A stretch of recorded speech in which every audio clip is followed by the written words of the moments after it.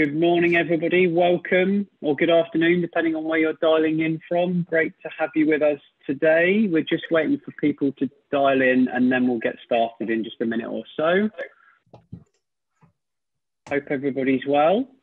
It's always good to see who we've got and where you're dialing in from. So if you could just drop us a quick note in chat, and we'll just get to know each other a little bit. We've got an action-packed agenda today. Lot to get through, but it'd be always great for everybody to know who else is with us today. So I think what we're going to do is make a start. So I'm going to hand over to Ali just to do a quick introduction, and then we'll take back over and pick up the thread from there. So over to you, Ali. Thanks, Andy. Morning, everybody. I hope you're all well and looking forward to a fantastic Easter. I just wanted to introduce myself. I'm Ali. I'm the co-founder of Simply Brilliance. So we are the fastest growing online marketplace for brilliant L&D and HR suppliers in the UK.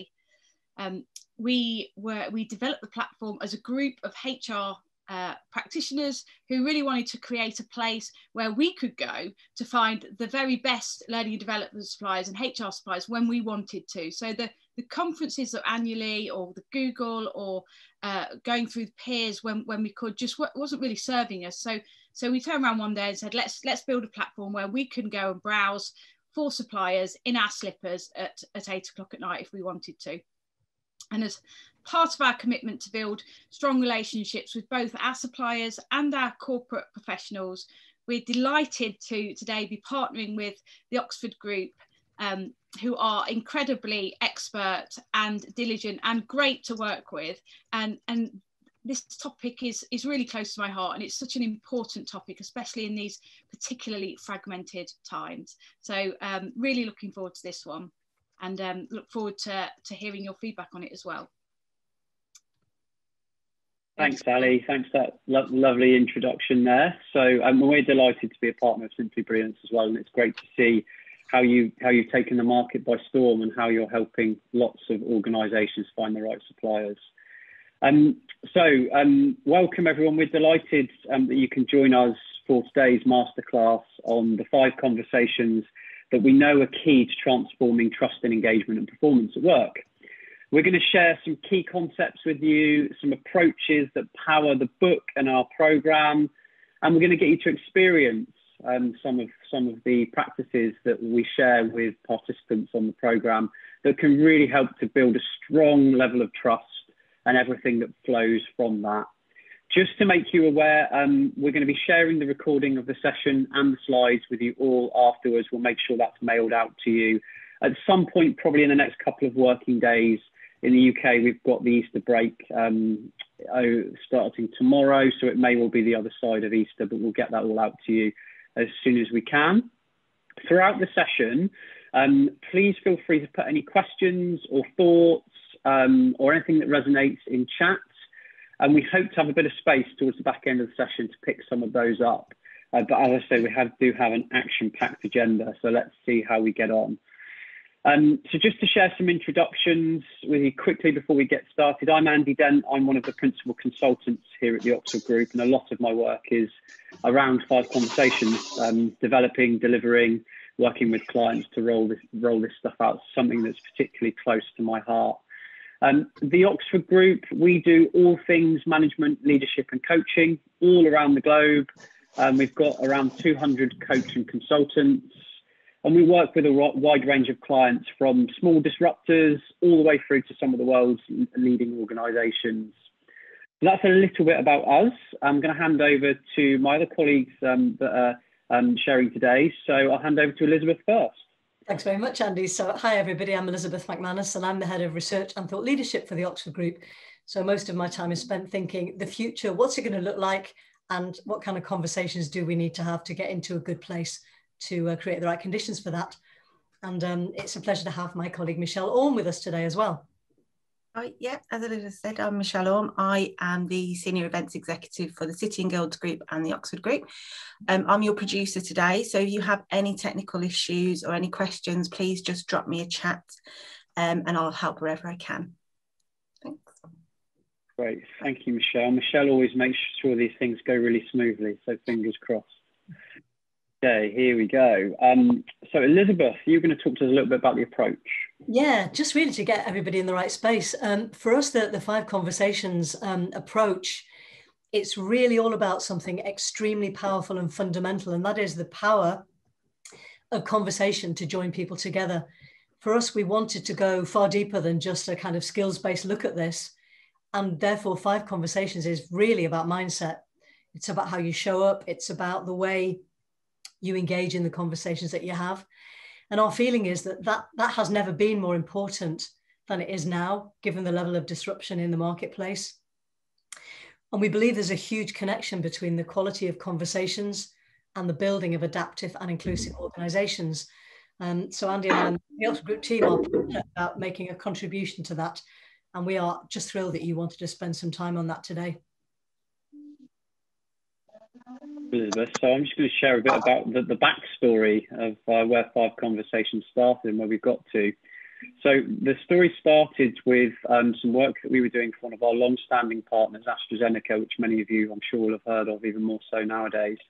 So back in 2010, AstraZeneca had spotted some issues with employee engagement in a particular department, which was their research and development team at the time. And what they noticed was that managers weren't quite connecting as well as they wanted them to with their people and across other departments. And they knew that this was something they really needed to focus on before it started to cause issues further downstream. They knew that we had done lots of work with them and with others around creating the conditions for success, around trust and psychological safety. So they asked us to work with them to create a program, and this was called Constructive Conversations. It was rolled out to 1,500 managers around the globe, and there were some really compelling results in terms of engagement of the managers that had been on that program versus those that hadn't, in terms of the dials that it shifted from an engagement perspective. We were really keen here at the Oxford, because I think someone might just want to go on mute. If you're not on mute, if you just pop yourself on mute, that'd be great. Thank you. So we were really keen to take the learnings from that program and look at how we could expand it and share it more widely. So we did a lot of research into emergent neuroscience at the time and engagement. What are the most important things we can be doing to engage our people from varying bits of research that was out there? And that's where 5 Conversations was born. We've delivered the program all over the world to hundreds of organizations now and thousands of participants in multiple languages at all levels of organizations, from team leaders through to C-suites and CEOs have been on the program. So that's a little bit about the backstory, but what are these 5 conversations? So here they are. And I'm not going to go into them in great depth now because we're going to share each of them. We're going to share the essence and the approach of each of them individually and take you through what they look like. So you can think about how you could start to think about them or apply them in your own practice or within your organizations. The first thing to note is the conversations, although they're numbered, they're not necessarily sequential, because we know that management is far from a linear process. It's messy, it can be uncomfortable at times, and having a toolkit of conversations that help to fuel the relationship, but also you can pull out at the right time in the right context with the right person is really, really important. These conversations aren't a silver bullet. It would be great if they were, but it's not like we have these once and forever we have the greatest relationships with our people. These are conversations that should be repeated over and over again at the right time, at the right periods, throughout your relationship with your people, because we know that these are the things that really create connection and mean the most in terms of our relationships at work. The other thing is that the conversations are mutual. So they're all really two-way conversations, and you'll feel that and experience that as we go through them. So it's as much about the manager or the leader sharing something or creating a conversation as it is about helping your direct report to understand you. So they're very two-way, very collaborative, very human, very connected conversations. So just a few stats to kick us off. And I'm sure many of you joining today are all people professionals or people that work in this world. You'll resonate and you'll recognize some of these stats here. We know that the kind of stats around engagement are really, really telling. And what we know is that the top quartile of organizations, so organizations that really nail employee engagement are 18% more productive and 23% more profitable. And that's just one stat from Gallup. There's many others that are out there. And what we're keen to do at this point is think about, well, what drives that? What drives engagement for you? So we're just going to launch a quick poll. So give me a second. Let me launch the poll. Hopefully you can all see the poll on the screen there. So if you just select 3 choices against the question, we'll just give it a minute or so, and then we'll see what you're thinking in terms of your thoughts. Just give that a second or so. Elizabeth, can I just jump to you? What are your thoughts? What's the one thing that maybe jumps out to you, front of mind? I guess I'm really thinking a lot at the moment about vision and values, and that's partly, I think, because people are feeling a need to anchor to something, Andy. And I think where there is a very disrupted landscape, my feeling is organisations are going to have to be clearer and clearer on who are they, what they stand for, so people have a feeling they're part of something that actually matters, and not just, in a way, cogs in a machine to some extent. Yeah, but I'm really interested in this poll as well. I'm interested to see what's on people's minds today, actually. Well, let's see. Let me stop the poll there and let me share the results. Hopefully you can all see that. So we've got a bit of a spread, as we often expect on these things, but visible leadership has kind of come out as the leader there, followed by the relationship with the line manager. And look at the employee voice word. Look at the importance of employee voice there as well. Oh, I missed that one. That was at the bottom of the screen. I had to scroll down. Thank you for letting me know. Yeah, so employee voice. Brilliant. Great. Okay. Thank you, everyone, for sharing there. So let's have a quick look at what we've seen from a couple of core pieces of research that are out there. The first one was Engaging for Success by Anita Clark and David McLeod, a really famous piece around engagement, particularly in the UK. And then a bit of Aon Hewitt slightly more recently in terms of trends in global employee engagement. And what we see here is that it's really important for leaders to be visible, to clearly communicate both personal and organisational values and purposes, sorry. It's really important for managers to be engaging, so they show they care enough to build relationships and to develop their people in some way, shape or form, relevant to that individual, of course. It's always important for people to be heard, and that was the one thing that you saw there, top of the poll, was actually that employee voice being heard. But it's even more important than that. It's actually that we proactively encourage people to share their view, and when they do, that we really, really listen to them. That's really important to levels of engagement. And lastly, the organisational integrity bit, the fact that the values are reflected in the behaviours either of the managers or across the organisation. Now, the one thing that we know is, and we see this all the time, is the red thread that carries all of those things are the conversations that happen within organisations. And it's our belief that if we focus from an engagement perspective on improving the quality and meaning of conversations that managers are having, that we can carry all of these things that really drive engagement within organisations. So it's really, really key that the conversations that take place are engaging and people feel that they can vent all of those things and carry all those drivers through.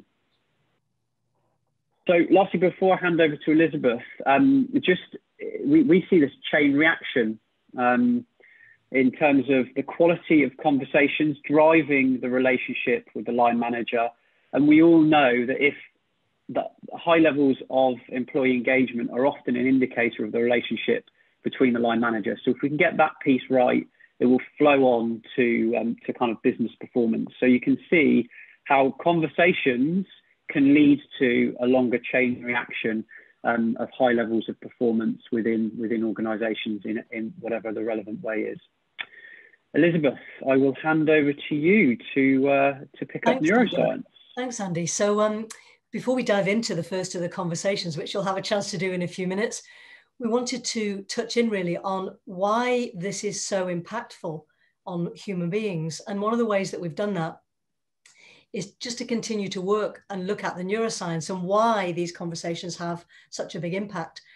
Fundamentally, as human beings, what we know is that we are motivated to move towards reward and away from threat. And psychologically, emotionally, physiologically, we don't have to kind of learn to do that. We just do it naturally. We tend to think we're very rational, but in fact, we're not really rational. We're rationalizing. What that means is we have an instinctive reaction to situations, an emotional reaction, and then we kind of go out there on the basis of that, and then we look for reasons to support what we think. And fundamentally, where there is trust in a relationship, there's a transformative effect on what happens. When we have a high trust situation, we're open, we're brave, we are open to collaboration, we think about possibilities, and in a way, we kind of blossom. Whereas when we feel under threat, or we feel, you know, at some level, I don't really trust this person or this situation, we naturally close down to protect ourselves. And our brains and our bodies are very good at doing that. So the whole underpinning of 5 conversations is to help us to find and to demonstrate a way of being truly trust-building people. Because when that happens as leaders and managers, we create conditions where people can thrive. When people are thriving, they can perform. And so for leaders, the implications of that are, it's all about avoiding creating threats for other people at work. It's all about creating a rewarding, come forward climate psychologically. And it's about being real, being honest, and being trustworthy. Just want to highlight one other word on that slide, Andy, before we move on. And that's the word unintentionally. You know, in my experience, very few of us come to work and think, I know what I'll do. I'll create a threatening environment for others. You know, that's a good idea. What we might be doing, though, we might accidentally be doing things that just cause people to feel they're not quite safe, or they're not quite safe enough. And that might be in big ways or small ways. So the job of 5 conversations is to put you in a position where you remove some of those risks and threats, and you create a powerfully safe, high trust climate. And that's what we're going to have a go at doing. So if we just take it forward a little bit from there, Andy, and we look at what conversation 1 is all about. Conversation 1 is a foundational conversation. As Andy said, these things are not linear. Having said that, this is the foundation of everything, really, building a trusting relationship. So let's take a dive into what that looks like and what it means. And in a couple of minutes, we're actually going to invite you to go into pairs and actually have conversation 1. And it's not a role play, it's a real conversation. So you'll have a chance to really experience this and see what it's like. Conversation 1 is all about building trust. And I'm sure that many of you are familiar with Meister's work on the trust equation. By now, a very classic model. It's been around for a long time, and it still says something very important, which is that the components of trust are really about being credible, being reliable, creating a feeling of safety in others, and demonstrating that we actually care about the other person, not just about ourselves. Credibility is what we say. People tend to assess our reliability on what we do. And I would typically say there, it's not about what we do at our best, it's about what we usually do. So what do we do most of the time? The word intimacy can be a funny word. Sometimes it really means people know they're safe with us. It's not necessarily about personal intimacy, particularly where we have to be very aware of boundaries and not transgressing boundaries. And if we're credible and we're reliable and we create a feeling of safety, the remaining piece is, are we genuinely caring about the other and not just ourselves? Andy rightly says, when we know that our manager cares, we open up. And the trust equation is a way of doing that. So conversation 1 is all about being that, not just understanding it, but doing it. So let's have a go. Let's dive in. What we're going to ask you to do is we're going to put you in pairs in a few minutes. Michelle's going to break out into pairs breakout rooms. And we'd like you to have a short conversation. We're going to give you 10 minutes to do this. So 5 minutes each way. Please don't role play. Just be yourself. You're not being somebody else or pretending to be their manager or anything like that. The fundamental point of conversation 1 is to get to understand someone else better. So a great place to start can just be, what would you like to ask me that would help you to understand me more? We've created some questions to help you to think about conversation 1. So we're going to share those questions with you in just a second. So 5 minutes each way. One of you will start by inviting the other to ask some questions, and then you'll change round. If at any point you're asked a question that you feel like, you know what, I don't really want to answer that, it's fine just to say, you know, that's not really for me at the minute. I don't particularly want to answer that at the moment. No problem. So can we invite you either to take a photo of these questions, take a screenshot, maybe just have a look take a few seconds and maybe choose, I don't know, 2 or 3 questions that you would really love to ask another person in order to truly get to know them better in a spirit of respect and genuine interest and curiosity.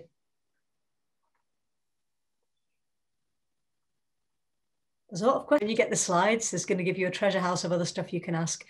It's not a performance. You don't have to go through every question. Just choose 2 or 3.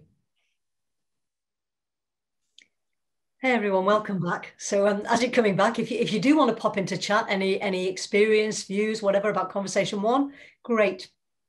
Before we kick over into conversation 2. And Andy and I were just reflecting that something we really notice on conversation 1 is it's equally powerful whether you've known somebody for 10 minutes or 10 years. Seriously, it's never too early and it's never too late. So we really encourage you to go there. I love the idea the 7 degrees of separation is real. It totally is. Absolutely. So with that strong foundation under our belt, let's go into conversation 2, Andy. Thanks, Elizabeth. And I just want to say a quick hello to Denise. Hi, Denise. I didn't realise you were on the call today, a former colleague. So great that you're with us. Hi, Andy. You're right. Good, thank you. Okay, good. We'll have a proper catch up later. So we're on to conversation 2. So conversation 2 is all about agreeing mutual expectation. This conversation is goal setting, but it's a much higher and deeper level. It's steeped in getting people to know and connect with our why. So sharing our why. What's our purpose? What's the driving thing behind whatever we're asking someone to commit to or to support us with in our work? So it's about our deeper purpose for the things that we do at work. And it allows also an opportunity for us to bring out the purpose in others. So in our direct reports, we want to understand what's really important to them and why that's really important, and using these goals and objectives to work together to help one another. So it's quite a strong mutual bond that we're creating. How can I help you to achieve the things that are really important to you at work? And how can you reciprocate and help me to achieve the things that are really important to me at work as well? We find typically in objective setting conversations or goal setting conversations, managers and leaders, generally speaking, are centered in the what and the how, but we don't quite get to the why. And bridging that gap and bringing the why into the conversation just makes it that much more connectable for people to really engage with what you're trying to achieve, why that's really important to you. So let me do a very quick run through. You'll see on the screen here almost a script for the conversation, not a script as such, but a process for having the conversation. So on the left-hand side, you've got what the manager would be saying, what they'd be teeing up. So what I'm trying to achieve, why this matters to me, and what you can do to help me to achieve this. You'll then see there's the switch, where we then switch over to the direct reports or the other individual in the conversation, and we're trying to find out what's important to them. What are they trying to achieve in the next 2 weeks, 2 months, 2 years, depending on the length of time you're looking at here? And why does that matter to you? And that can be a question that people haven't really considered previously before. So you can give some space and some time for that to come out. It might not come out in one conversation. It might be over a period of time. But once we've got that, we also want to think about how we can help them to achieve that as a manager or a leader. And then we bring the conversation together by agreeing what we can agree on mutually in terms of the expectations we can hold of one another. So we're setting up how can we help each other to achieve the things that are most important. So if I just give you a very quick one-way example, and I have to imagine that there's another person on the other end of the conversation. So let's just say for me, the thing that I'm wanting to achieve right now is I want to build a brand new program on creating great management habits. And that matters to me because ever since the days that I was literally chucked in at the deep end and given the keys as a duty manager to a leisure centre at pretty much 18 in one day, helping people to be more prepared for or be more effective as managers and individuals has been something that's really fascinated me. It's gripped me. I spend a lot of my time personally reading or kind of watching TED Talks or engaging with clients nowadays. to help them to achieve that. You know, I love working with people to help them come up with ways that they can help their people and to help the organisation to achieve. So what I'd be saying to my direct report is I really need your help in this scenario to take a lead as a project manager, to bring together all the varying streams of work across this project, the tech, the thought leadership, everything we're trying to achieve. So it's nice and coordinated, and we make sure we hit the key milestones so we can deliver this project on time. So I've done the left-hand side there of the question grid. I'm now going to chuck it over to them and say, look, what are you trying to achieve? What's really important to you over the next period of time? And then once I've got that, I'll be looking at trying to dig a bit deeper. Why does that matter to you? What's their purpose that sits behind the things that they're doing? And actually, how can I help you to achieve that? So asking them the question, how can I help you, to get some feedback, some thoughts on how we could work together. And then what we do is we bring the whole conversation together by looking at the expectations that we can agree of one another. So a truly collaborative way of looking at setting objectives or goal setting that can either be used in a very short term, a micro period of time, or over a much longer period of time also. So that's a bit of a race through conversation too, but we want to share all of the approaches with you today. So hopefully that brings it to life somewhat. We're now going to move on to the third conversation, one of my favorites, this one. It's all about catching people in rather than catching people out by showing genuine appreciation. It's a little bit more than a pat on the back and a well done. There's two elements to this conversation. We're going to look at the planned element of it, which is a planned discussion to understand what's gone well and what we can learn from that. So the approach that drives this conversation is an approach called appreciative inquiry. We know that quite often our default discussions in organisations and as individuals sits more on what we call the traditional deficiency model. So we can be prone to be problem solvers. We can be prone to have hot wash-ups and identify the things that went wrong and how that we can fix them the next time. Now, what we're not saying is that any of that is a bad thing. It's an inevitable within organisations. But wouldn't it be great every now and again if we could create a space for a conversation that's entirely strengths focused? That can be really, really powerful in our relationship with our people and in getting our colleagues to take some ownership of the things they've done really well, which often can be really difficult for us. We're not used to really sitting back and reflecting and thinking about the things that we've done really well. And quite often people don't want to own that. They want to pass the credit to someone else. But there's a lot that can be learned from what's gone well. And this conversation is creating a space for that, but also creating a space to give some genuine appreciation for the work that people have put in.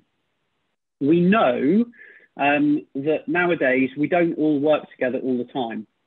So we may not see our direct reports for weeks, for months. Maybe we've never even met them before, you know, in the climate that we're in right now. So this conversation really helps to bring out the things that maybe we don't see that someone's contributed that has been really strong. So there's three phases. The first one is to understand. So I might say, if Elizabeth and I are having the conversation, what's gone well for you in the last month, Elizabeth? You don't need to answer it right now, Elizabeth, but I might say that if we were having this type of conversation. I'd then give Elizabeth some time to and space to reflect. And we could use some questions to dig a little bit deeper. So once Elizabeth's got an idea that something's gone particularly well, we might look at what was the situation, what was the strength, what were the things that you particularly did that contributed to the success of that task? How did you feel about that? Tell me a little bit more about this. Okay, we can be genuinely interested in what was going on and what's worked well for someone. Once we've got all of that out there, we're likely to probably reveal a lot more effort and energy that's gone into any given task than maybe we realised. Because we're also, you know, in this fast-paced world, taking a step back to genuinely think about what people put into their work, you know, it's difficult from time to time. So this space creates that. We then have the opportunity to give a real genuine and authentic thank you in the way that's right for you and your personal style.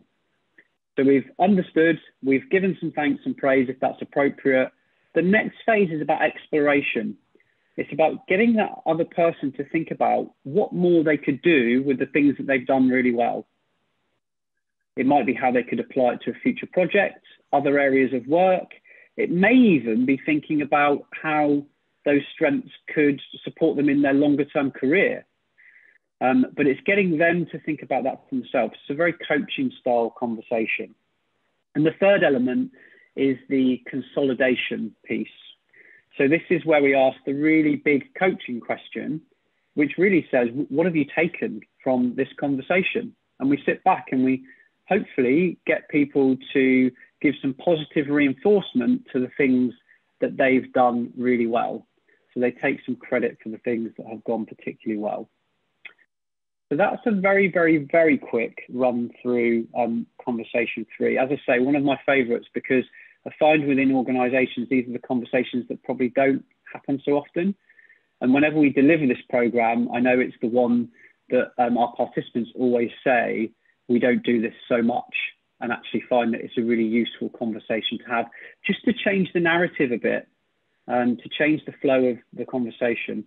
Now, you can easily do these conversations within 3 or 4 minutes. We're not talking about you needing to spend half an hour taking someone through this. Quite often you can get through this in 5 minutes. So you can easily tag this onto the back of a one-to-one or the start or end of a call. It's just a really great toolkit for people to bring out the strengths that they've been showing and for you to show some genuine appreciation in your role as a manager or leader. Okay, so we're now going to move to conversation number 4. So it's all been going so well. We've been building trust. We've been agreeing these mutual expectations. We've been showing some genuine appreciation, but now we need to challenge some unhelpful behaviour. And we know, I'm sure we've all been there, that this is the bit where the heart rate increases. We get worried about the consequence of having this type of conversation. And sometimes they don't happen as often as they should within organisations. And that's where problems can come downstream. So hopefully conversation 4, we're going to share a really powerful framework to challenge unhelpful behaviour on an adult to adult basis. So Elizabeth, you're just going to talk to us a little bit about the underpinning model for this one. Thanks, Andy. Yeah, the underpinning structure of this conversation is based on nonviolent communication, and some of you may know Marshall Rosenberg's work. And what's really wonderful about that work is that it's based on 3 extremely powerful and fundamental principles. One is the ability to know how we feel, to be self-aware. The second thing is the ability to be able to listen to somebody else with the ability to support them. And the third pillar, if you like, is the ability to just straightforwardly say where you're at. So without attack or defense, in a spirit of calmness. And those 3 are the foundations of nonviolent communication, and they play out really well in conversation 4, as we're going to see. Okay, so we are going to just run through a role play, I suppose, just to bring this one to life. So Elizabeth is going to play the role of Charlie, who's my direct report. And we've had a team meeting the day previous, and Charlie has been, within that team meeting, looking at his phone 2, 3, 4 times within the session. It didn't appear to be work-related. He'd been staring out of the window and not engaging in all of the conversation. And also, on occasions, Charlie had leaned in whilst another colleague was talking and cut across them. So cut them off mid-discussion and put their point across, basically. So we're going to challenge that, or I'm going to challenge that in an adult-to-adult way using this framework. So hopefully you'll see how that builds as we go through. So here we go. Hey, Charlie. Hey, Charlie. Hey, Andy. Just wanted to raise some observations from yesterday's team meeting. I noted on a couple of occasions that you were looking at your mobile phone throughout the conversation and discussions, particularly when other people were talking. I also noted that you were looking out of the window on a number of occasions. I spotted it, probably 5 or 6 times. And I also noted that when James was speaking, that you leaned forward in your chair, gave him really direct eye contact, and cut him off mid-sentence, and you made your point and you didn't let him make his point. So that made me feel a little bit frustrated. It made me feel a little bit embarrassed for James because he got cut off. And it made me feel like there wasn't as much collaboration as I would like within that particular meeting yesterday. What was going on for you? What was going on for you and what were you feeling? Yeah, well, I guess I was, to be honest, I was feeling incredibly impatient. I mean, I just felt like we don't really have a structure. I mean, James is really a good guy, but the conversation was just going all over the place. And I felt, to be honest, I could have used my time better. Okay. Anything else that was going on for you?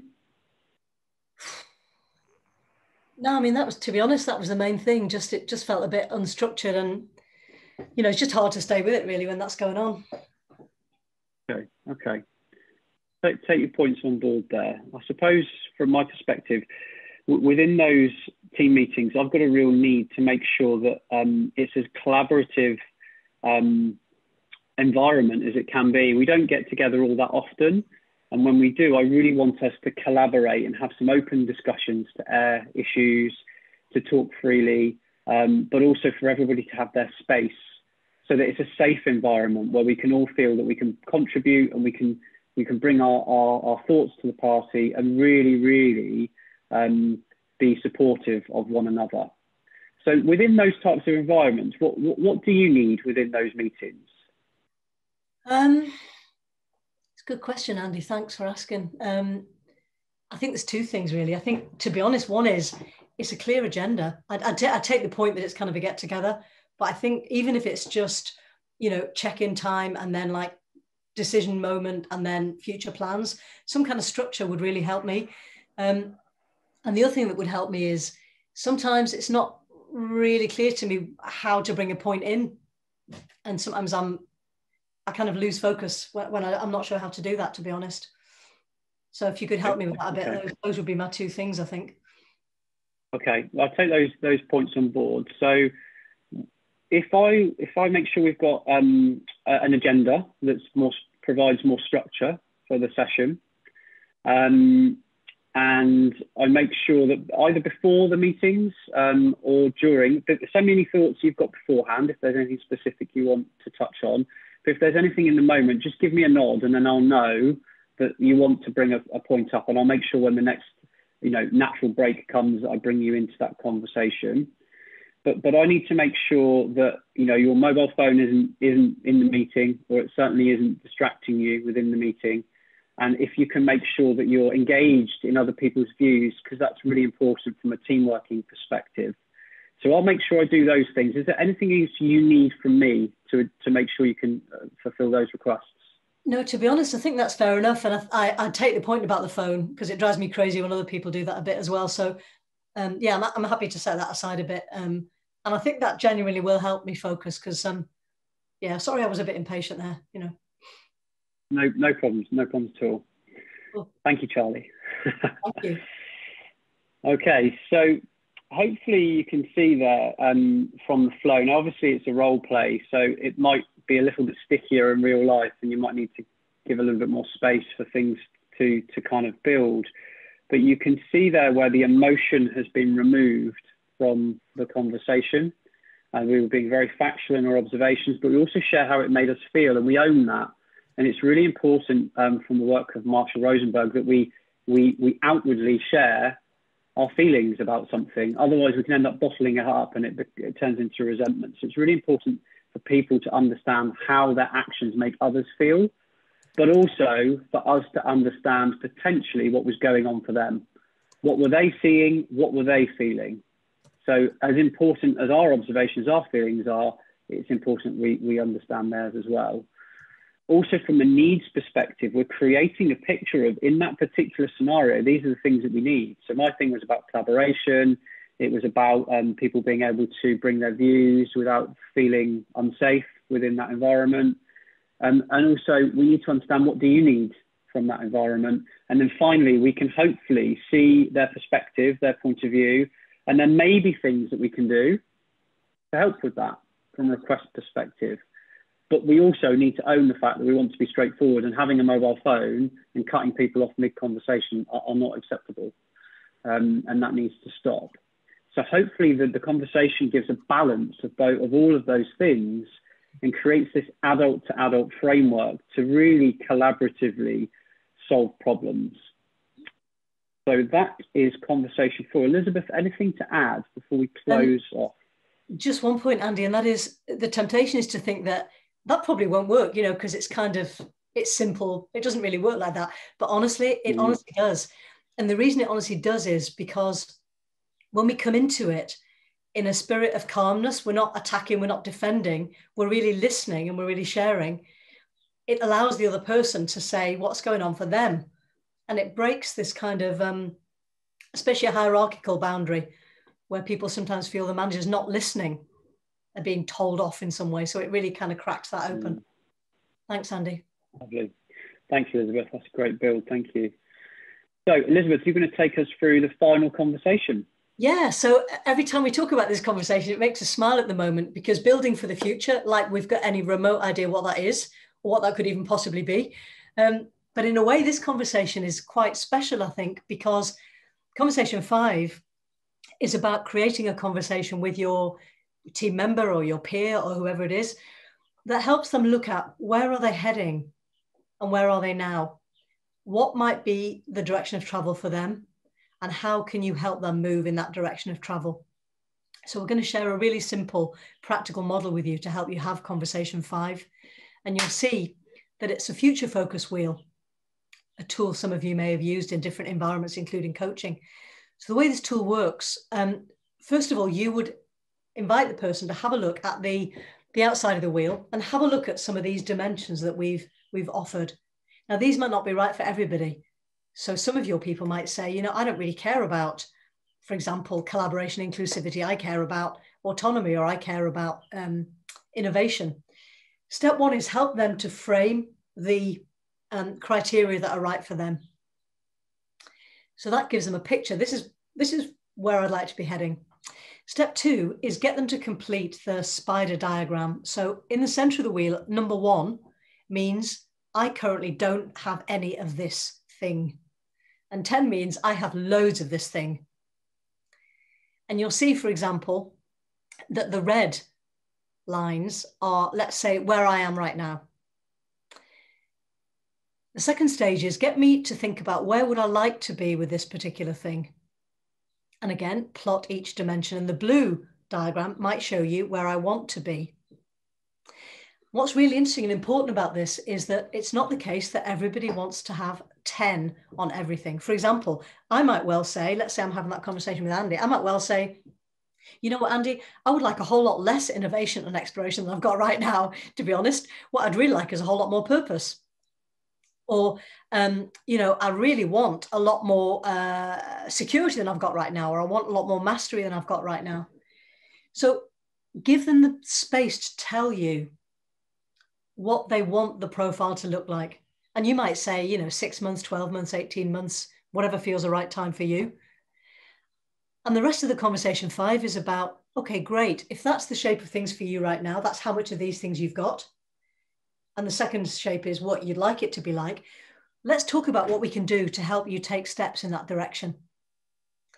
And, you know, a kind of old school way of thinking used to be, well, you know, I can't promote people. So what can I do to help them achieve their future? But that's really gone, because there are loads of things you can do. You can create experiences for them in their current job that give them more of whatever it is, or less of whatever it is. You can give them exposure to different people, different situations in the current workplace that give them more or less of whatever it is. And you can also invite them to think about what actions they can take day to day that move them in that direction. Andy and I are passionate about the value of habits and ways of working. So it's a really good way to go to say, what habits can you put in place right now that are going to move you towards your desired profile? Now, we could do an hour just on any one of these conversations. What we wanted to do, though, is kind of to waken up your interest and to give you a sense of belief that you can do these conversations and they'll make a difference. So that is what Conversation 5 is all about. And we would love you to be having that with each other and with your colleagues. So Andy, might just be a moment to pull back and take an overview before we close. Yeah, thanks, Elizabeth. So what we're going to do is actually launch a poll. And it's always very interesting for us to see, once people have had a snippet of the conversations, what are the ones that really have landed. And we've posed the question here: which of the 5 conversations do you think are most important in your organisation right now? If you're not in an organisation, then just let us know what you think would be the most important in either your previous organisation or any other organisation. So bear with me, let me just launch the poll. Here we go. So hopefully the poll should have appeared on your screens so you can cast your votes. And just whilst we're waiting for you to pop your thoughts in there, and I'll just share the results in a second. If you've found what we've shared interesting and engaging, this is not necessarily a shameless plug for the book, but the book is available on Amazon, and it shares all of the detail of these conversations. It's a great way to access the content and the detail that sits behind the conversations, how we set them up. We haven't had time to talk about that today, but obviously setting up these conversations to give the best environment for success is equally important. And the book shares all of that. So definitely worth taking a look. Elizabeth and I will share our contact details as well. So if you just want to talk in more detail, we're super passionate about 5 conversations in this stuff. So we're very happy to take some time out. Let me end the poll. Let's share the results. So interestingly, we've got Conversation 5 has come out as a really important one. And that's really interesting because 12 months ago, Conversation 5 was always slightly lower than the others. And now we're in an uncertain future. I have noticed in a number of these types of sessions and our actual delivery sessions that Conversation 5 is coming through far stronger. So there's something in there about people thinking about what that future could look like. And that is a really good tool to help people equip themselves to think about what their future can hold. But I think for the managers and organizations, we know that the jobs of the future, we don't even know what they're going to look like right now. So actually knowing what people want from their work means that we can really think about where we could place them and where maybe those drivers can lead them to into the jobs that we don't even know are going to exist yet. So it's a really, really important exercise to do, and it's really great that's come out. We can see here the challenging unhelpful behaviour is always a popular one, and showing genuine appreciation also as well. So great, thanks everyone for sharing that. Let me just stop sharing results. Meanwhile, thanks also for the comments in the chat. There's been some really good comments and questions in the chat, so thank you for that as well. So have we got anything? We've got about 30 seconds before we close. Is there anything that you want to pick up on, Elizabeth? I guess just 2 things. One is the importance of creating the conditions. Ewan's question about whether that's important or not, and it is really important. And the other really good point from Adele, that moving away from lengthy appraisal conversations, Conversation 5 is a great and very authentic tool. So that's it. Absolutely.